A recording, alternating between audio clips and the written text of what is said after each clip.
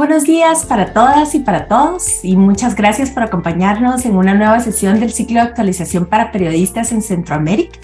Reciban un saludo de la iniciativa Ciclos CAP, de la Oficina Regional de OACNUR, de la Fundación DES para América Latina y del Programa para Centroamérica del Instituto Nacional Demócrata.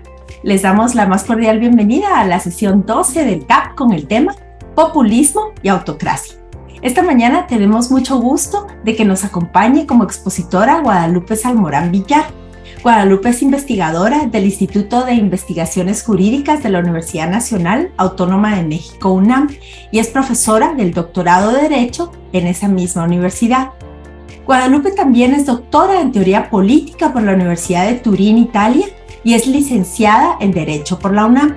Desde 2019 pertenece al equipo de investigación del Observatorio de Reformas Políticas en América Latina, REFPOL, y es autora del libro Populismo, Historia y Geografía de un Concepto, publicado en el año 2021. Así que Guadalupe, muchísimas gracias, muy buenos días y te dejamos en el uso de la palabra. Gracias por ser parte de los Ciclos CAP. Y bueno, muy buenos días, les saludo a todos quienes nos acompañan en esta sesión de este ciclo. La verdad es que para mí es un honor estar el día de hoy con ustedes desde temprano reflexionando, ¿no?, sobre, como dijimos, el populismo y la autocracia, ¿no?, referido a las tendencias degenerativas de los regímenes políticos. Van a ver que mis reflexiones pues voy a recoger, digamos, mucho de ese libro, de esa investigación sobre el populismo, para después tener un segundo bloque y pensar justo en la autocracia o las tendencias autocráticas en América Latina, pues más recientes, ahí con algunos ejemplos. Esta sesión, precisamente por, digamos, estos dos bloques temáticos, va a estar dividida en dos sesiones. Tendremos un receso entre una y otro tema. Pues bien, voy a compartir mi pantalla para comenzar con la presentación. Bueno, pues como les decía, la primera sección de esta presentación tiene que ver con el populismo, ¿no?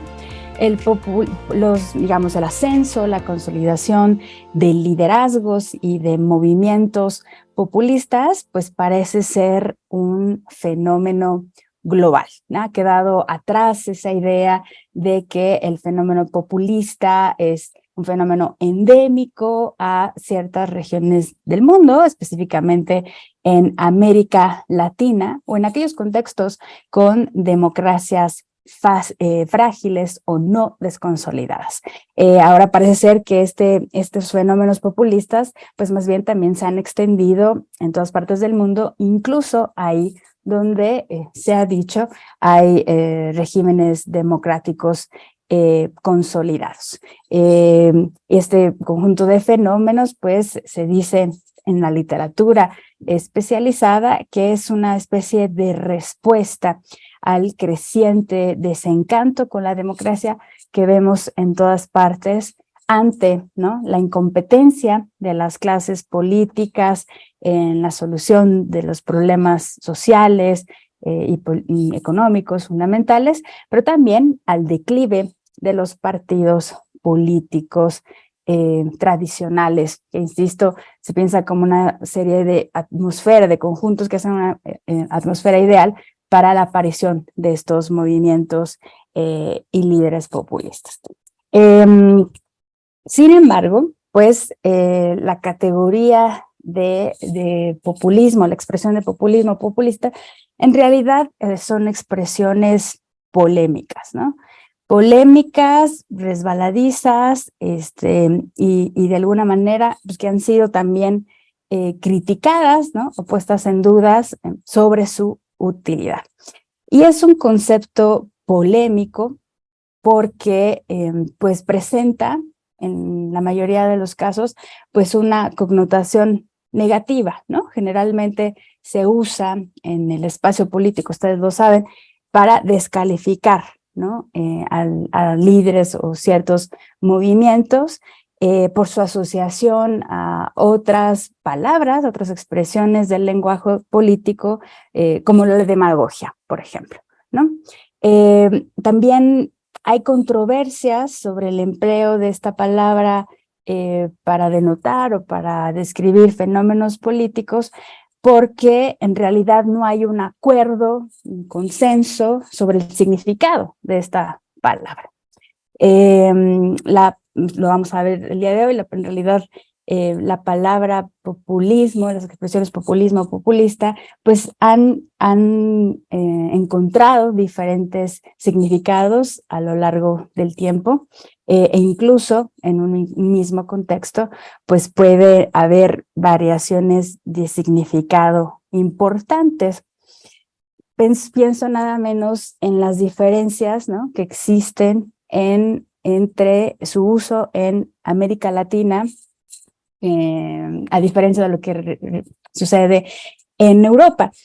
Mientras en nuestra región, sobre todo a principios de este siglo, el populismo tiende a ser asociado con movimientos y liderazgos colocados a la izquierda del espectro político, sobre todo a partir, digamos, de la aparición de movimientos encabezados, por ejemplo, por Hugo Chávez en Venezuela, por Evo Morales en Bolivia y Rafael Correa en Ecuador. Lo que sucede en el continente europeo es más bien que los movimientos populistas pues sean asociados a movimientos colocados a la derecha o incluso a la extrema derecha. Y bueno, a partir, digamos, de estas complicaciones, ¿no?, sobre la palabra populismo, pues es que pues en realidad hay autores, ¿no?, que dicen más bien deberíamos desterrarla, ¿no?, de nuestro lenguaje político. Pero la palabra persiste y los movimientos a los que hace referencia, pues también. Pero quiero insistir simplemente sobre esta idea, ¿no?, que la palabra populismo, su significado ha variado a lo largo del tiempo. Y a pesar de que hoy en día parece haber un cierto consenso de que populismo es antes que nada una categoría política, ¿no?, referida al mundo político, pues en realidad no siempre ha sido así.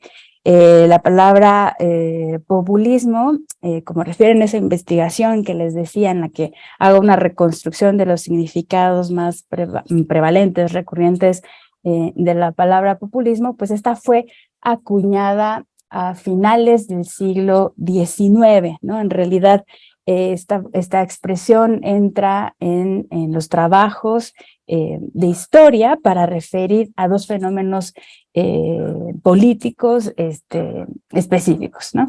Tanto el movimiento de los Narodniki, ¿no?, en Rusia, como para referirse a la experiencia del People's Party en Estados Unidos, ambos, insisto, a finales del siglo XIX, y que servía particularmente para hacer referencia a cierta forma de radicalismos rurales, ¿no?, de movimientos encabezados o por campesinos en el caso de Rusia, como o de granjeros, ¿no?, en Estados Unidos, y que pues precisamente eran movimientos de lucha, digamos, a favor de los intereses del pueblo contra la plutocracia, en el caso estadounidense, o contra la aristocracia parasitaria del zar en Rusia. Pero esto cambia rápidamente, y a mitad del siglo pasado, pues esta de populismo pues entra en hacer una categoría en realidad para denotar un conjunto de fenómenos, no solamente políticos, además sociales y económicos, que en una de sus acepciones pues sirve para referirse a este reclamo, ¿no?, de las masas populares del pueblo para participar en la política y que su voz efectivamente cuente a través de una retórica, una narrativa, ¿no? Que exalta los sentimientos, las pulsiones nacionalistas, ¿no? En contra de las potencias extranjeras. En ese sentido, pues este conjunto de movimientos pues recurren a la exaltación de un discurso anti-oligárquico, pero también anti-imperialista. Y ahí, digamos, los fenómenos de referencia, pues es el peronismo de Juan Domingo Perón, ¿no? En Argentina, de Getúlio Vargas en Brasil, y en cierta medida también, ¿no? El cardenismo en México, que esta triada de fenómenos, pues son reconocidos como los fenómenos, digamos, de los casos clásicos de populismo. Luego, a finales del siglo pasado, ¿no? Sobre todo en los 90s, pero particularmente a inicios de este siglo, como les decía al inicio de la presentación, con la salida al poder con la llegada al poder de Hugo Chávez en Venezuela, de Evo en Bolivia y de Rafael Correa, pues empieza a haber toda una discusión sobre, digamos, las pretendidas connotaciones económicas que se les había atribuido a los populistas clásicos, ¿no? Generalmente, sobre todo en algunos trabajos de los politólogos, de los economistas, pues el populismo era asociado a políticas intervencionistas, ¿no? En la economía y también redistributivas, ¿no? Precisamente esa característica hace de alguna manera que se crea un puente de conexión entre estas últimas experiencias con los populismos del pasado, pero más bien lo que populismo logra, digamos, colocarse como una categoría propiamente política y no para referirse a transformaciones, como les decía, sociales y económicas. Pero el hecho de que hoy en día estemos de acuerdo con que, bueno, o haya un cierto acuerdo con que la palabra populismo sea una categoría política, en realidad esto no ha zanjado las discusiones sobre su significado. Más bien, las distintas propuestas de definición de populismo pues se han multiplicado. Y entonces aquí les recojo algunas, en la lámina, algunas de las propuestas, ¿no? Más comunes. Una primera, digamos, manera de entender al populismo es precisamente asociarla con ciertos estilos de liderazgos, ¿no? Generalmente, ¿no? Carismáticos, ¿no? Y demagógicos. Carismáticos porque hacen, digamos, referencia a estos liderazgos fuertes y sobre todo a las características personales, ¿no? De quienes encabezan o han encabezado estos movimientos y también al recurso de una cierta narrativa que apela, ¿no? A los prejuicios, a los sentimientos básicos de la gente, lo que ya mencionábamos anteriormente, ¿no? Un discurso que además presenta soluciones fáciles en realidad a problemas complejos, pero también digamos, un estilo de liderazgo que recurre a prácticas clientelares, ¿no? Esto generalmente es válido para la discusión latinoamericana, no tanto para otras regiones como en la discusión europea.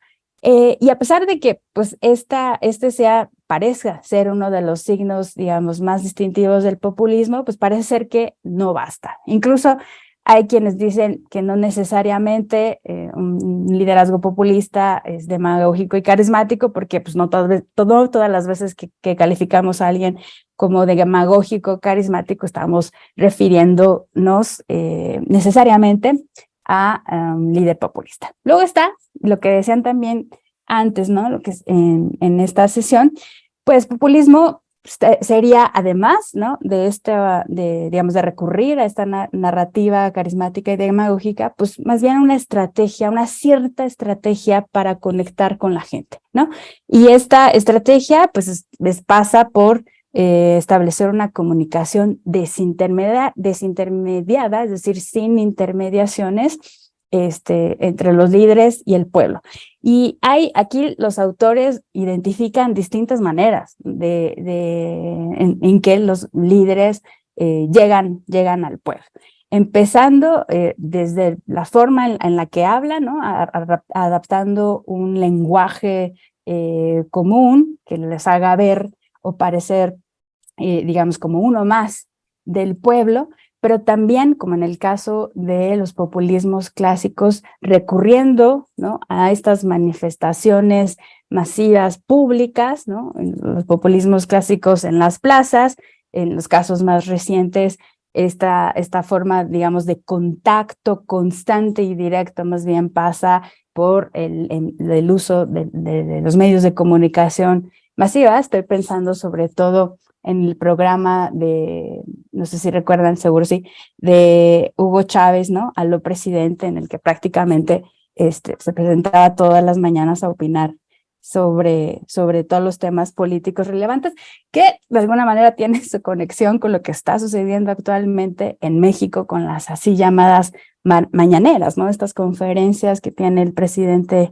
en México todos los días para opinar exactamente sobre todo y atacar a todo aquel, pues, que le critica. Pero no nada más.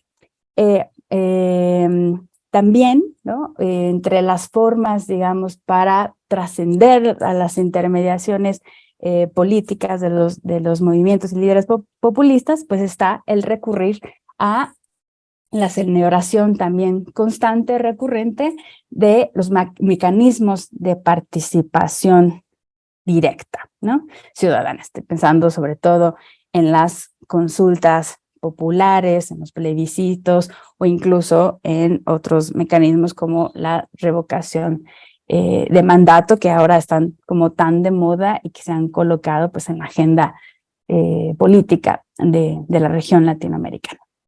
Pero hay otra formulación que dice, bueno, sí es cierto que los líderes populistas recurren a tener un contacto directo, ¿no? con la gente, pero en realidad la búsqueda de establecer, digamos, o de reducir la distancia entre la ciudadanía y la clase gobernante o la clase política, pues no es exactamente una característica exclusiva del fenómeno populista, ¿no? Es más bien una tendencia que se ha extendido en distintas partes del mundo. Además de que, pues sí, puede ser que la aspiración de los movimientos populistas sea precisamente trascender esas intermediaciones, pero no es cierto que en realidad no haya, los populistas no hagan uso, ¿no? de estas instancias, ¿no? que sirven como puente de comunicación entre el Estado y la ciudadanía, porque ellos mismos han creado partidos políticos, por ejemplo, ¿no? aunque prefieran usar otros términos como movimientos o frentes. Entonces, lo decía creo que David, ¿no? Era David Pérez, que participaba en el chat, decía, no, pues yo estoy más cercano a una concepción como la clauliana, ¿no? La Clau, ahí le puse mal, y que pues ha sido adoptada por otros autores como Benjamín Arditi. Y acá lo que dicen otros autores es más bien, no, lo distintivo del populismo es más bien la narrativa, ¿no? La forma discursiva que usan, que explotan, que exaltan. Y en la propuesta de Ernesto Laclau o Laclau, como dicen algunos, pues ponen énfasis en esta, digamos, concepción o esta propuesta, esta visión de la política, en realidad como una esfera antagónica, ¿no?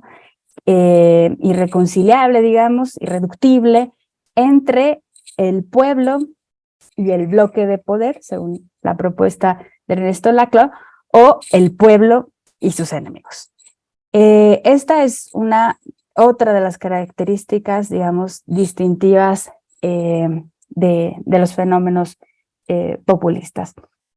Y bueno, la propuesta que yo les traigo el día de hoy, ¿no?, según, ¿no?, mi estudio, digamos, sobre este fenómeno, es que al final los populistas pues presentan una propuesta, ¿no?, una visión, una representación del mundo político particular, basada en el apelo constante a la voluntad auténtica del pueblo, ¿no?, que, como decía Laclau, también se basan en una esquematización de la política como una lucha entre el pueblo y los enemigos del pueblo, ¿no?, y una aspiración por restaurar la democracia en nombre del principio de soberanía popular, ¿no?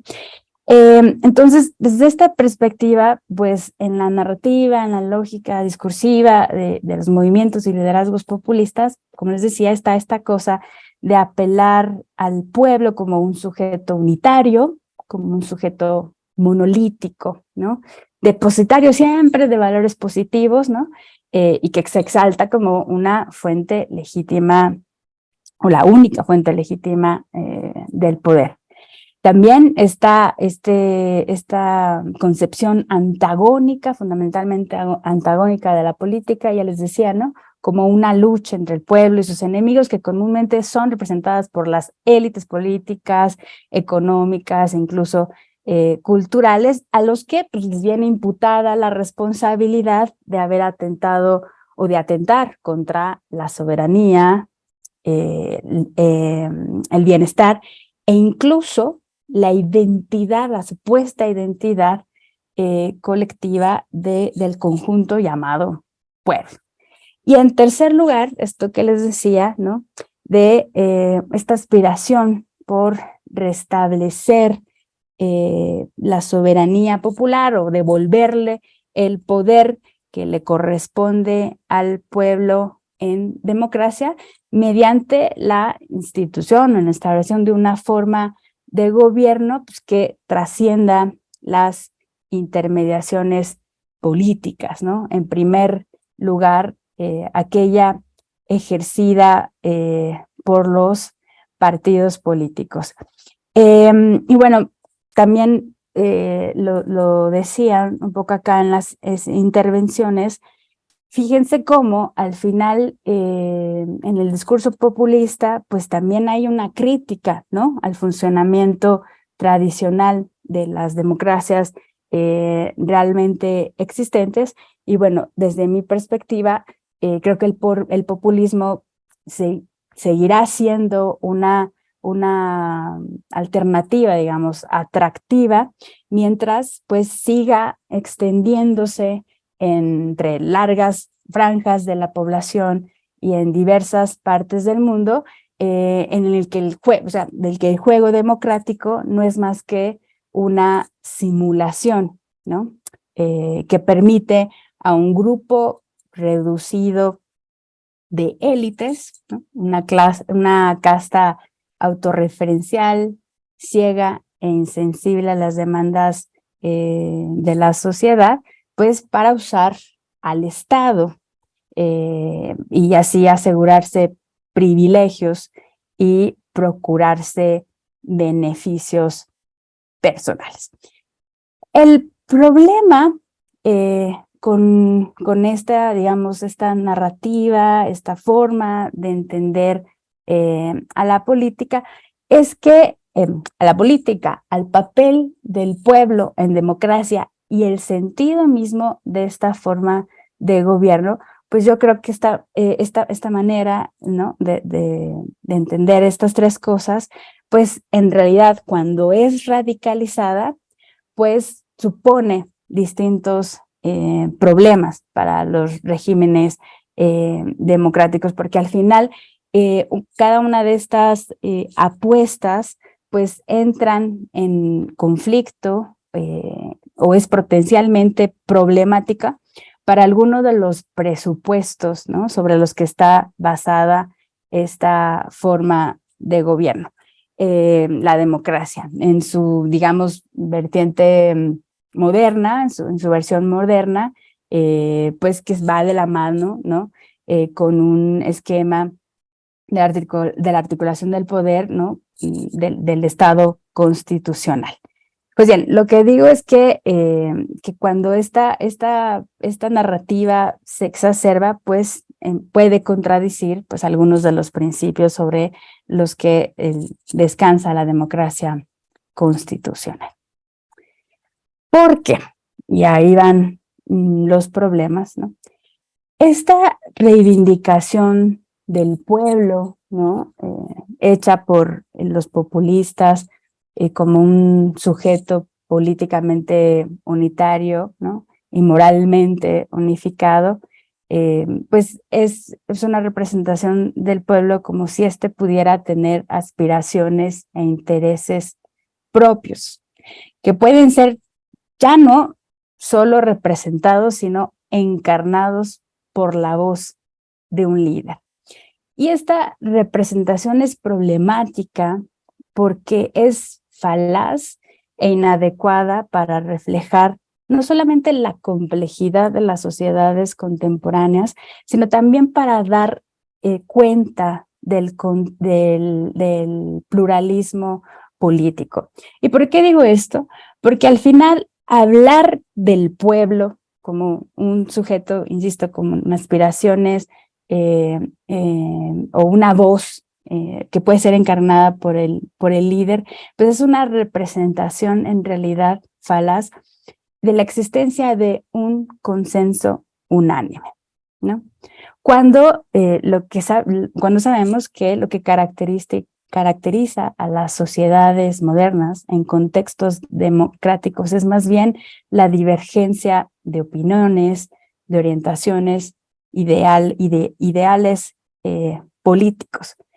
El problema de una retórica de apelo al pueblo, ¿no?, basada en este supuesto consenso unánime entre la voz del líder y los intereses de la gente, es que pues las voces disidentes, ¿no?, el disenso, tiende a no tener lugar, ¿no? Las voces disidentes a partir de esta retórica simplemente son anuladas.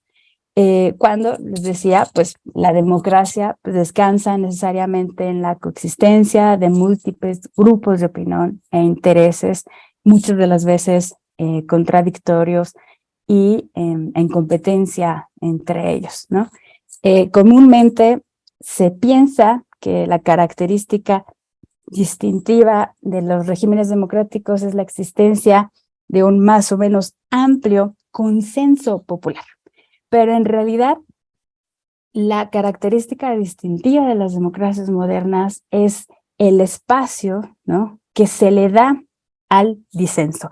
Al final, las reglas del juego democrático están pensadas precisamente para tomar las decisiones políticas cuando hay conflictos o divergencias de opinión política.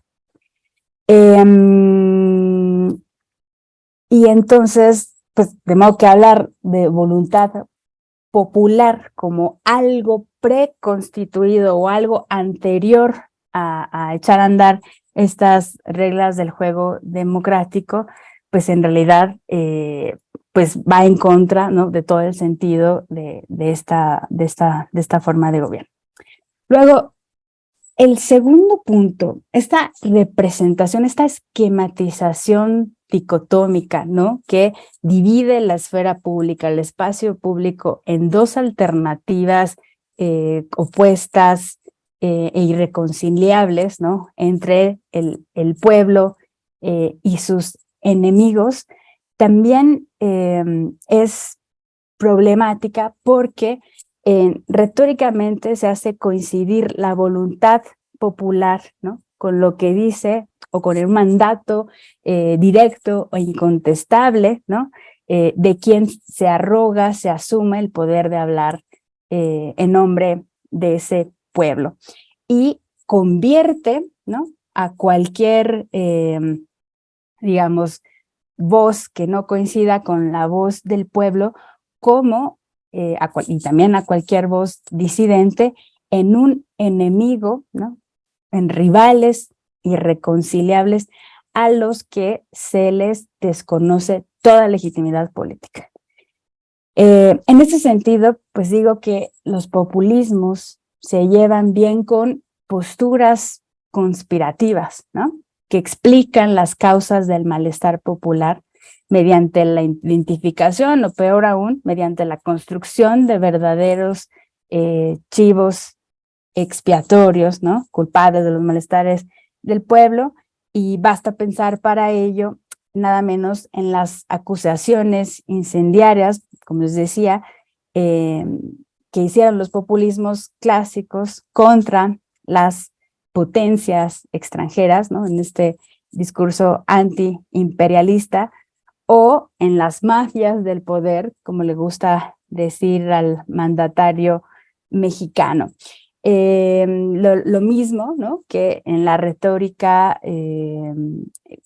digamos, fundada o basada en este nacionalismo patriotero que ha sido exaltado en Estados Unidos, sobre todo por Donald Trump, contra los inmigrantes, y que también es muy característica de los populismos en el viejo continente.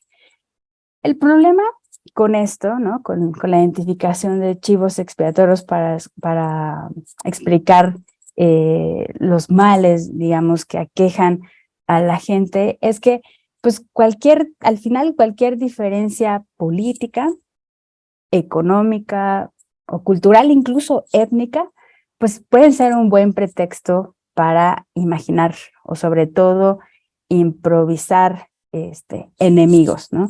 De hecho, ha sido esta narrativa, digamos, base en ciertos contextos antidemocráticos, abiertamente indemocráticos, como lo que sucedió con la Venezuela chavista o incluso lo que está sucediendo actualmente en Nicaragua, pues un instrumento retórico para que de alguna manera legitima la persecución y la represión política de todas aquellas voces, digamos, disidentes o que se atreven a criticar al gobierno. Entonces, pues lo que digo es, ojo ahí. Además de que, pues esta visión esencialista, ¿no?, en términos antagónicos, pues de la política, termina de alguna manera por desconocer el potencial colaborativo del quehacer político en democracia, ¿no? Generalmente, y es algo sobre lo que me gusta llamar la atención, bueno, en sistemas parlamentarios, ¿no?, como los que existen prevalecientemente en el continente europeo, pues es normal hablar que cuando hay elecciones y se forma el gobierno, ¿no?, que decide, que se decide en sede legislativa, bueno, pues ya se puede formar gobierno a partir de la coalición de distintas fuerzas políticas. Generalmente ningún partido en solitario logra formar gobierno, por eso se alía con otras fuerzas políticas, y todas aquellas, digamos, que no se aliaron o que no se alinearon, ¿no?, con la propuesta mayoritaria, pues es digamos, calificada, ¿sí?, como la oposición, ¿no? O sea, aquellas fuerzas políticas que no están con el gobierno. Y a pesar de que en esos contextos puede entenderse esta división tan neta, ¿no?, entre el gobierno y la oposición, pues es una manera de hablar, ¿no?, un léxico político que también se ha importado en los regímenes presidenciales en América Latina. Y llama la atención, no solamente porque lo sabemos todos en este espacio, pues hay elecciones tanto para elegir al jefe de gobierno como para determinar la composición del Parlamento, pero es curioso cómo, digamos, todas aquellas fuerzas políticas que no son afines a quien haya obtenido la presidencia y sus aliados, inmediatamente son identificados como una posición opositora, ¿no? Ahora se habla de la posición oficialista, ¿no? Como en el caso mexicano, en el que existe una fuerza política mayoritaria, y la oposición, ¿no? O sea, utilizada para referirse a las minorías políticas, cuando en realidad desconocemos, es como si nosotros dijéramos que esas minorías políticas siempre van a estar en desacuerdo o van a ir en contra de los intereses de la posición mayoritaria, la posición del gobierno, cuando en realidad, y eso es lo que también ha sucedido en nuestro país, pues en realidad las minorías políticas han sido fundamentales a la hora de procesar diversos acuerdos políticos e incluso reformas electorales de gran calado. O sea, es ahí cuando digo que la narrativa populista puede ser muy eficaz para ganar escaños y espacios de poder en distintas partes del mundo, pero que al final presenta una representación pues deformante de la realidad política, del quehacer democrático y, como les decía, el papel del pueblo, ¿no? Cuando en términos modernos en realidad no hablamos del pueblo como un sujeto unitario o homogéneo, ¿no? Monolíticos, sino más bien de la existencia de ciudadanos con intereses ideales muy distintos, que precisamente pues tienen que llegar a la construcción de ciertos acuerdos, ¿no? de compromisos políticos, o al menos así se espera, ¿no? Que en democracia ningún adversario pues deba ser declarado ni tratado como un enemigo. Y por último, ¿no? Pues la tercera, digamos, característica distintiva de la narrativa populista, ¿no? La aspiración de restaurar o de rescatar a la democracia de su deriva oligárquica, ¿no? En nombre del principio de soberanía popular, pues termina muy comúnmente y rápidamente, pues resbalándose, ¿no? En una radicalización del principio de la mayoría. Y esto es en una reducción, en una identificación de la democracia con el poder, o déjenme decirlo así, con la tiranía de la mayoría. Como si quien obtiene, digamos, el mayor número de votos y por ende mayor número de escaños en sede legislativa tuviera un cheque en blanco para decidirlo todo, ¿no? Y como si ese poder de la mayoría fuese ilimitado, ¿no? En el que entonces la democracia no haría referencia al poder del pueblo, o sea, al conjunto de las personas que integran la comunidad política, sino solamente de una parte de ese pueblo, que es precisamente quien tiene un peso electoral, pues, mayoritario. El problema es que esta manera de entender al pueblo y su papel en la democracia, pues termina siendo de nueva cuenta un instrumento retórico para reclamar la subordinación de, como les decía, cualquier posición disidente, ¿no? O sea, que no esté de acuerdo con esa posición mayoritaria, pero también una manera, una forma retórica para resistir a cualquier forma de intermediación política, ¿no? Empezando por la que es ejercida por los partidos políticos en sede legislativa, pero también para resistir a cualquier control político sobre el poder, ¿no? Y acá específicamente, pues es esta retórica no solamente es utilizada de alguna manera para promover ejercicios plebiscitarios, ¿no? de los mecanismos de democracia directa, sino incluso para criticar la vigilancia o los controles que ejerce el poder judicial, ¿no? U otros organismos constitucionales autónomos, ¿no? Empezando por aquellos organismos que administran y organizan las elecciones. En la segunda parte de esta charla vamos a entrar en detalle a casos específicos en el que esta pues, narrativa pues, ha dejado de ser solo una narrativa, es decir, salirse de las palabras y convertirse en ciertos actos, pues, digamos, fundados o basados en esta narrativa.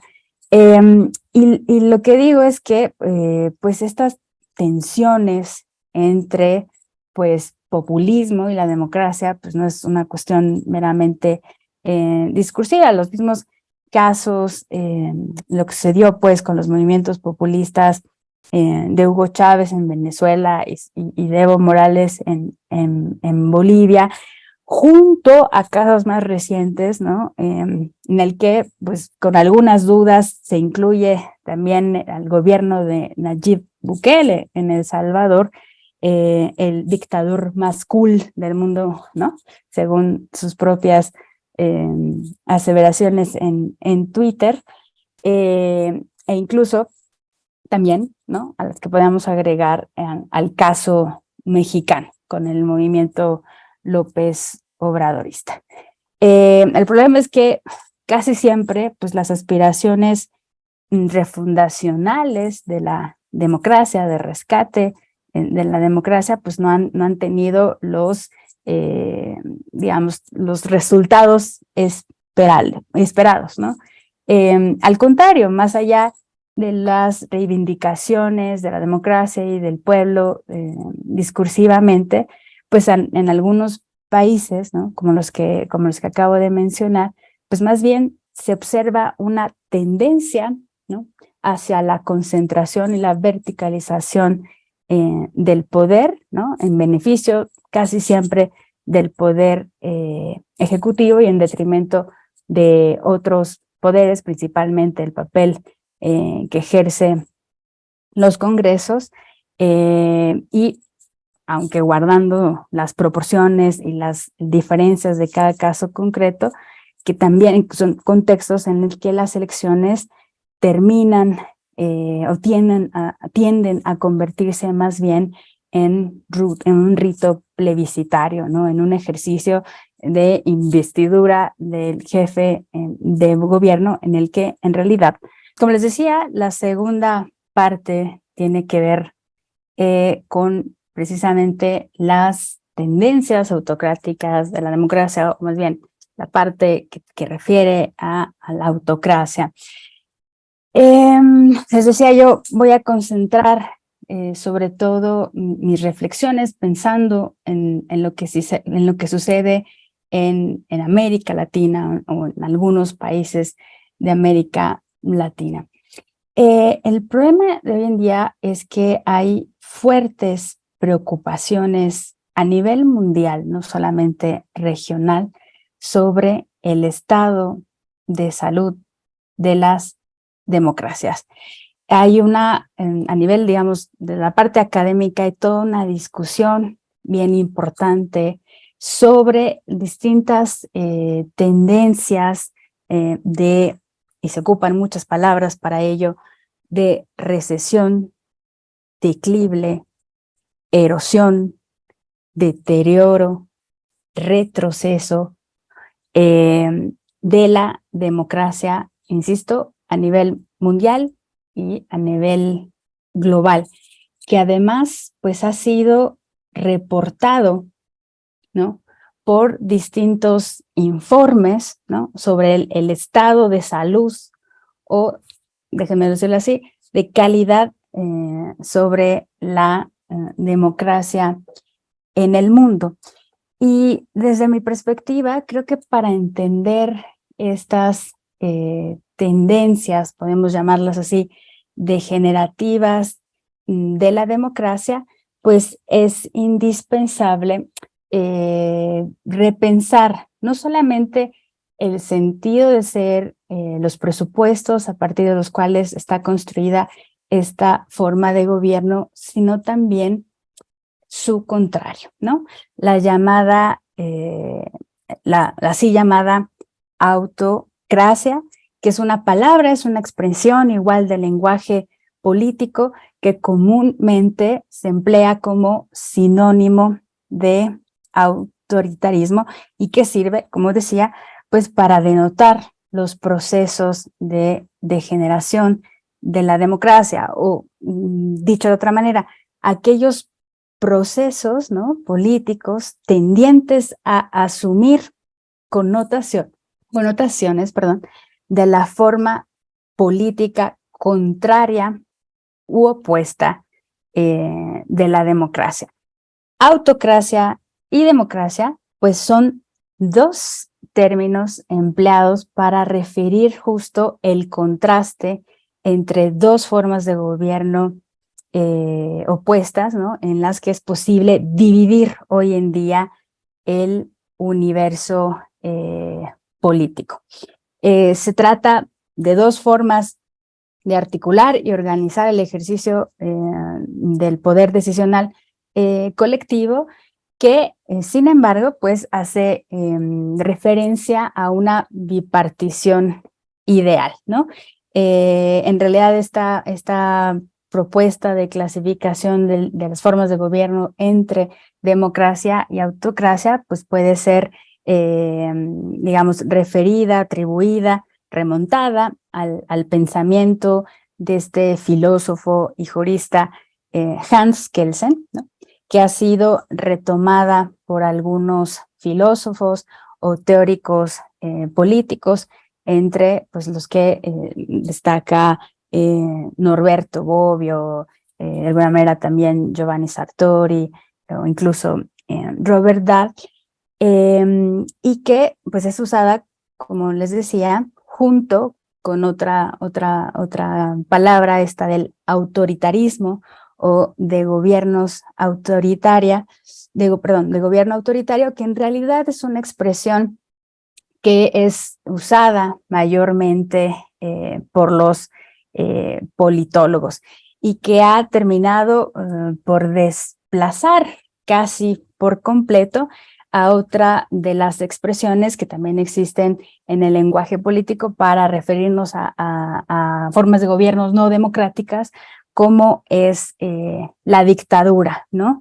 Que de alguna manera cayó en cierto desuso después de la caída de los regímenes militares con la tercera ola democrática, pero que persiste sobre todo, digamos, en aquellos contextos en el que se reporta un proceso de concentración del poder, pero a partir de rupturas institucionales, ¿no?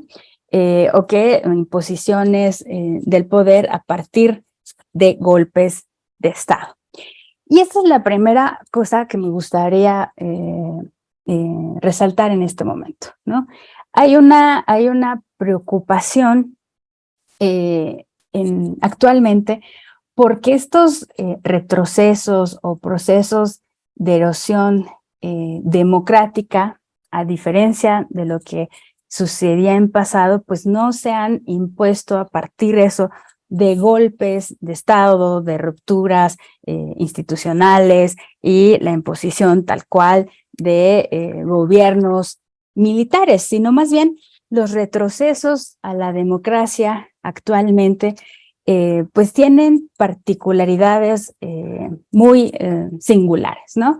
Que este conjunto de retrocesos más bien se hace mediante procesos paulatinos, progresivos e incluso a través de la instrumentación del derecho para hacer un uso faccioso del poder. Pues bien, regresando a esta distinción, les decía yo, ideal entre autocracias y democracias, pues no podemos entender, digamos, el significado plenamente de la autocracia si no hacemos referencia al régimen democrático, ¿no? Si por democracia entendemos a una forma de gobierno, ¿no? En el que la ciudadanía, ¿no? Participa directa o indirectamente en la toma de decisiones políticas. Esto es como una especie de juego ascendente, ¿no? Del proceso de decisión política que comienza desde abajo, precisamente con la participación de la ciudadanía que al emitir su voto, pues elige, ¿no? A los representantes o a quienes le van a representar en los espacios, ¿no? Típicos de la deliberación y decisión política, como lo es los congresos o los parlamentos, pues tenemos que la función de la democracia, ¿no? Desde esta perspectiva, pues es producir decisiones colectivas, se dice, ¿no? Con el máximo consenso y mínimo de imposición. Si nosotros tenemos firme, digamos, esta democracia que hace énfasis sobre todo en el conjunto de reglas, ¿no? Que definen quiénes y cómo se toman las decisiones políticas, tendremos que la autocracia, pues, se refiere, en cambio, ¿no? A un proceso descendente, ¿no? Del ejercicio del poder que inicia en el vértice, ¿no? En el poder del autócrata que busca imponer su voluntad desde lo alto, ¿no? Hacia la base mediante una serie de encargos, ¿no? Cuyas decisiones pues caen sobre la cabeza de los gobernados, reducidos a verdaderos súbditos, ¿no? Por ser excluidos, ¿no? De la toma de decisiones políticas. Obviamente, les decía, se trata de una bipartición de las formas de gobierno ideal, ¿no? Y que a partir de ahí podemos establecer las distinciones entre una y otra. En cambio, ¿no? La palabra o la expresión autoritarismo y gobierno autoritario no hace tanto énfasis en el quién y el cómo se toman las decisiones, sino más bien en la manera en que el poder político es ejercido, ¿no? Generalmente, tanto por autocracia como por autoritarismo, pues entendemos aquellos contextos en el que el poder está concentrado, ¿no? En las manos, ya sea de una persona o de grupos de personas que tienden a tomar las decisiones de manera unilateral y que ejercen pues cierto control sobre la sociedad. En primer lugar, por la limitación de ciertas libertades, ¿no? Como las libertades básicas, como la libertad de expresión, de reunión, de asociación, incluso la libertad de prensa. Bueno, a partir de esta, digamos, distinción entre la democracia y su contrario, llámese autoritarismo o autocracia, tenemos que partiendo desde esta concepción procedimental de la democracia, pues las reglas que distinguen esta forma de gobierno, pues van a servir así como una especie de criterios de democraticidad. Esto es como un conjunto, como un parámetro simple, pero eficaz para determinar si un régimen político en concreto, pues merece ser identificado y eficazmente como democrático o no. O si en realidad en esos contextos las reglas del juego han sido manipuladas, viciadas o de plano privas de sentido.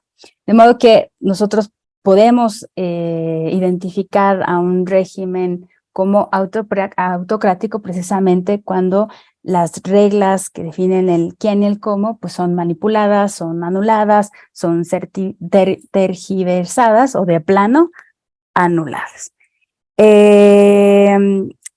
Y quiero insistir en esto, los procesos de degeneración o las tendencias autocratizantes pues pasan necesariamente por la manipulación, la alteración, la anulación de las reglas del juego democrático. Y me gustaría también hacer énfasis en que, pues, en realidad, a diferencia de lo que comúnmente se piensa, la forma de gobierno democrática en realidad es un paradigma muy exigente y por lo mismo, pues también frágil, ¿no?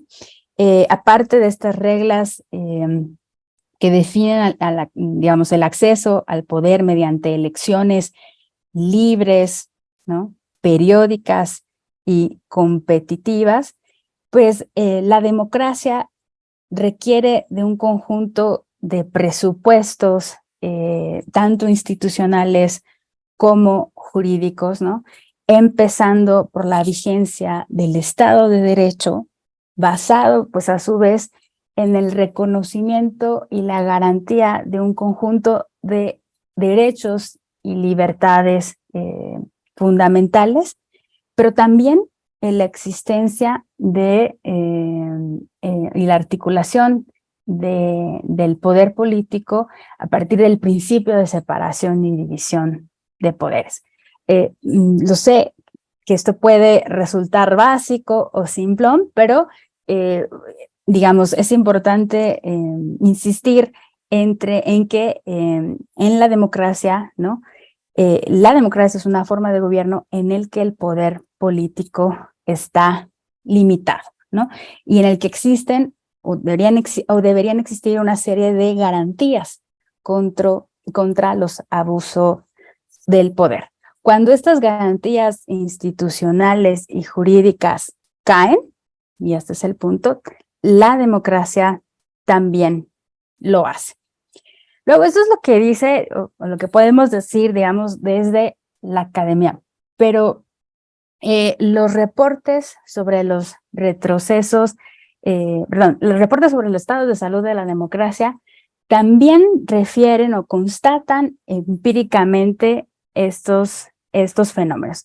Y a pesar de las diferencias tanto conceptuales como metodológicas o el énfasis que hacen en la gravedad de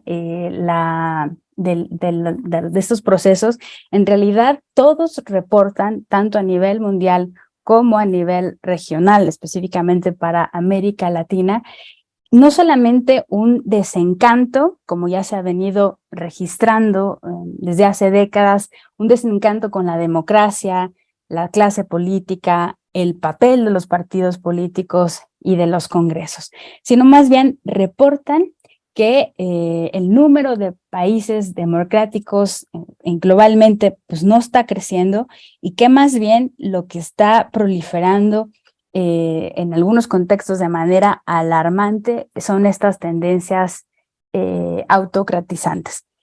Sin embargo, en el plano, digamos, de estos informes, pues también hay ciertas dificultades, ¿no? No solamente hay dificultades para distinguir entre una democracia de una no democracia, sino también hay problemas para distinguir entre aquello que podemos considerar como problemas de la calidad de la democracia, ¿no? Que son generalmente reconocidas como democracias defectuosas, con aquellos contextos en los que han dejado de existir, ¿no?, las condiciones mínimas para considerar a un gobierno como democrático y que más bien nos llevan al lado opuesto, ¿no?, de una dictadura, de un gobierno autoritario o autocrático.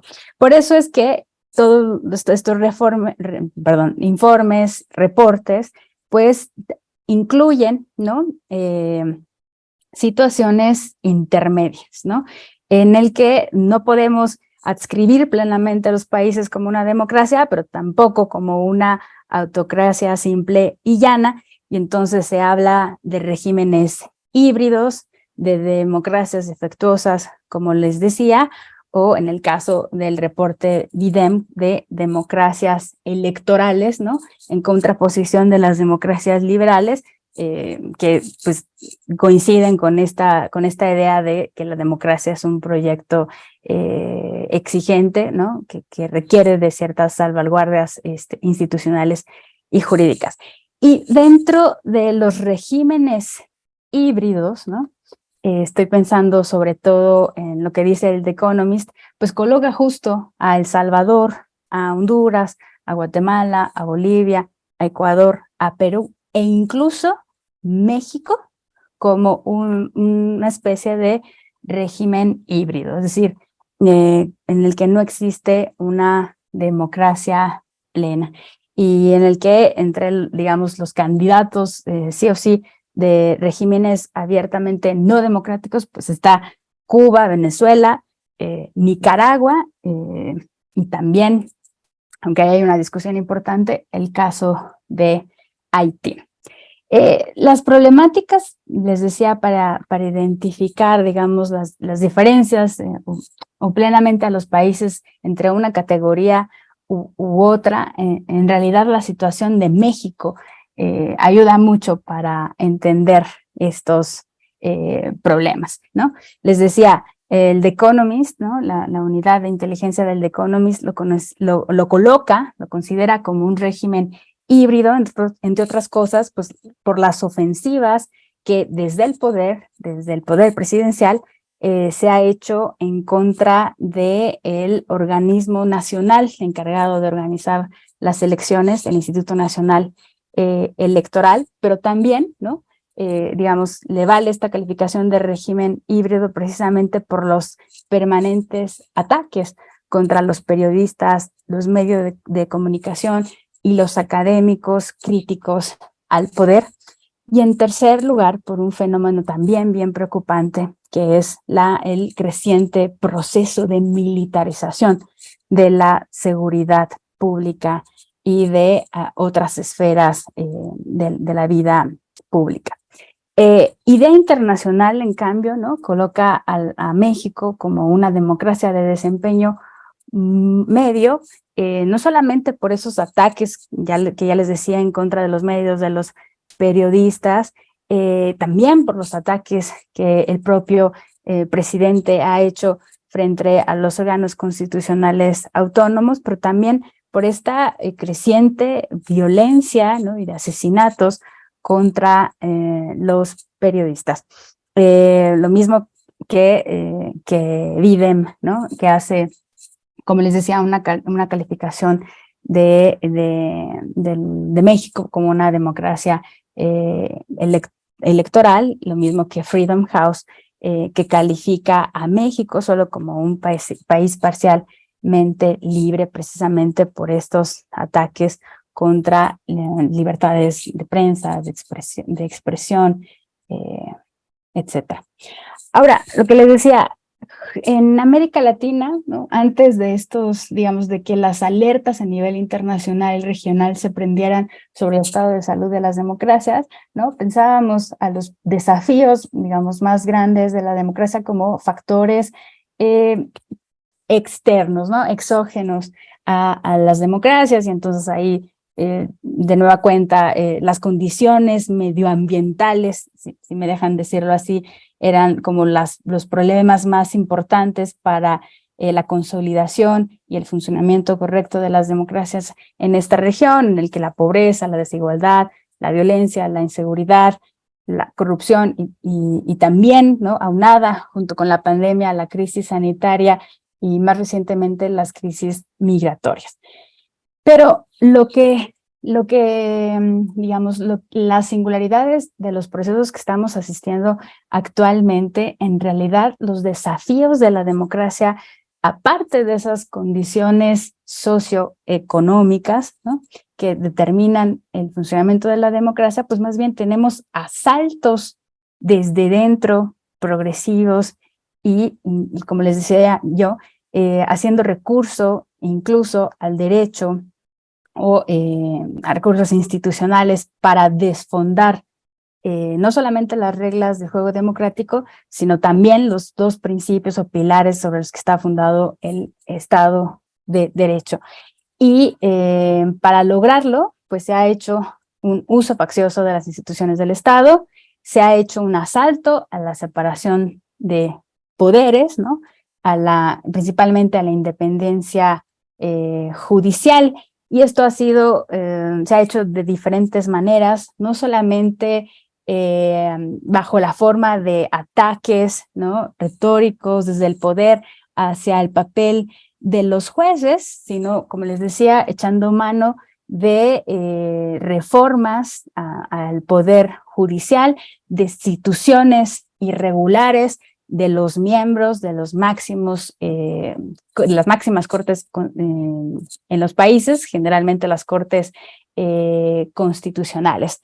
También estos procesos de erosión democrática pues ha pasado a partir de la eliminación de los controles políticos al órgano ejecutivo, y que va de la mano en ciertos contextos, pues precisamente por la obtención de una mayoría importante de quien ha ganado la presidencia en los congresos, y que les ha permitido tomar decisiones e incluso impulsar reformas en solitario.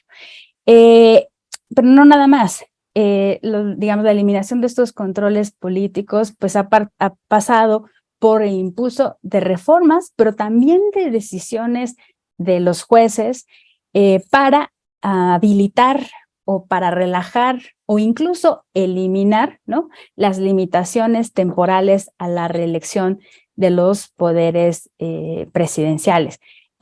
Así sucedió en el caso de Evo Morales, que precisamente daría lugar, entre otros factores, a la crisis política y salida abrupta del poder de Evo Morales en ese país, pero también recientemente en El Salvador, la Corte Constitucional pues ha habilitado mediante una interpretación pseudojurídica la habilitación de la reelección presidencial, a pesar de los límites que existe constitucionalmente. Ahora, ese no es el único ejemplo. Ustedes lo saben, también hay reportes, ¿no?, de intentos por o neutralizar o cooptar a los órganos electorales.